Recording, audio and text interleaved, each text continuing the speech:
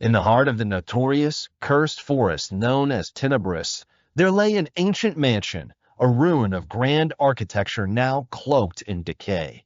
Its once majestic structure was draped in thick vines and overshadowed by tall, foreboding trees that seemed to whisper secrets to the wind. Locals in the nearby village spoke of the mansion in hushed tones, often prefacing their tales with warnings to avoid its grounds. They recounted stories of dark magic, mysterious disappearances, and ghostly apparitions. Yet, amidst such chilling accounts, the Smith family found an irresistible allure in the place. John Smith, the pragmatic patriarch of the family, considered himself a rational man, a skeptic who dismissed the eerie folklore surrounding the mansion as nothing more than superstition propagated by scare tactics of the villagers.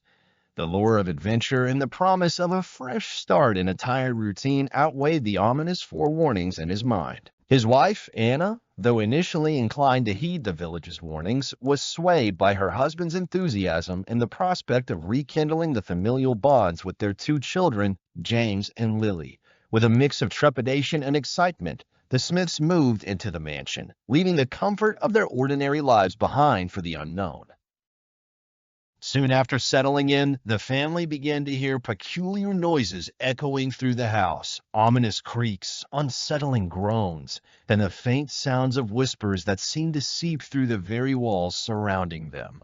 Although they tried to attribute these disturbances to the age of the home and the settling of its foundations, it quickly became apparent that the manifestations intensified with each passing day. Objects would slide from shelves and tables. Doors would bang forcefully shut without so much as a breeze to excuse them, and shadows danced just beyond the corners of their visions. Anna, whose instinct warned her of unseen dangers, began to grow increasingly anxious, while John clung stubbornly to his skepticism. He continually reassured his family that everything had a logical explanation, inadvertently sowing discord between him and his wife, who sensed the growing malevolence manifesting around them. Then, on one particularly disquieting evening during dinner, the atmosphere turned alarming when a sudden crash erupted from the kitchen.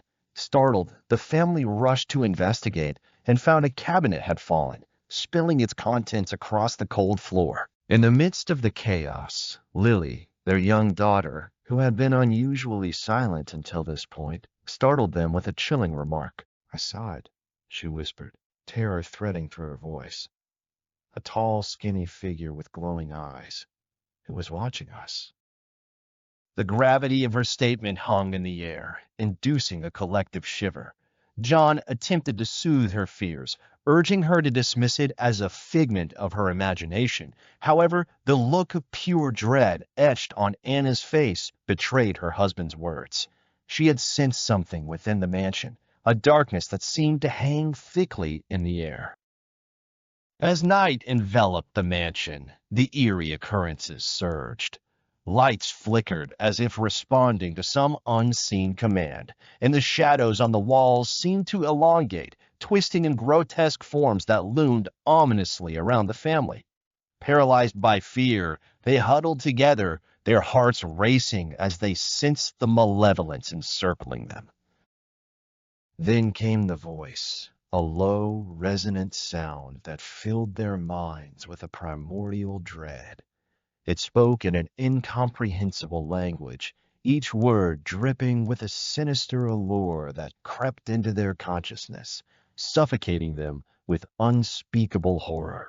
The family instinctively raised their voices in panic, shouting for help, but the mansion responded with silence, as though it had sealed their fates and refused to let them escape.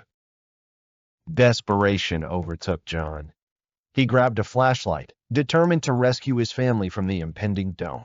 He ventured into the depths of the house, navigating the twisting hallways that seemed to shift as he moved, as if the mansion itself were alive, conspiring against him.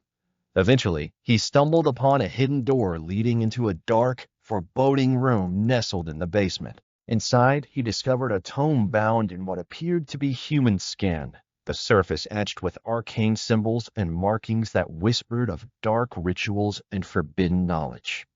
The voice in his mind intensified, urging him to open the book, to unlock its sinister secrets. Driven by both fear and morbid curiosity, John hesitated for a moment before succumbing to the allure of the forbidden. As he pried the book open, blinding light erupted from its pages, engulfing the room in a spectral glow. The voice roared in triumph, the walls began to tremble, and an inexplicable terror crashed over John, feeding on his very essence. The mansion erupted into chaos, and it was then that John realized he had just unleashed a darkness far beyond comprehension, a force that would consume all. The Smith family vanished without a trace that night, their screams echoing in the void between reality and nightmare. The once grand mansion stood silent, shrouded in an even denser darkness that seemed to pulsate with malevolence. The villagers, aware of the family's disappearance, spoke not only of their tragedy, but of a new, insidious haunt that had taken root within the structure. Years rolled by, and the mansion remained a grim beacon of dread amid the cursed forest, provoking the curiosity of brave adventurers and thrill-seekers. Those who dared to tread its threshold reported strange occurrences, cold drafts that whispered through the halls, ghostly figures flickering at the edges of their vision, and most chillingly, the faint sounds of a family crying out, eternally trapped within the nightmare they had unwittingly awakened.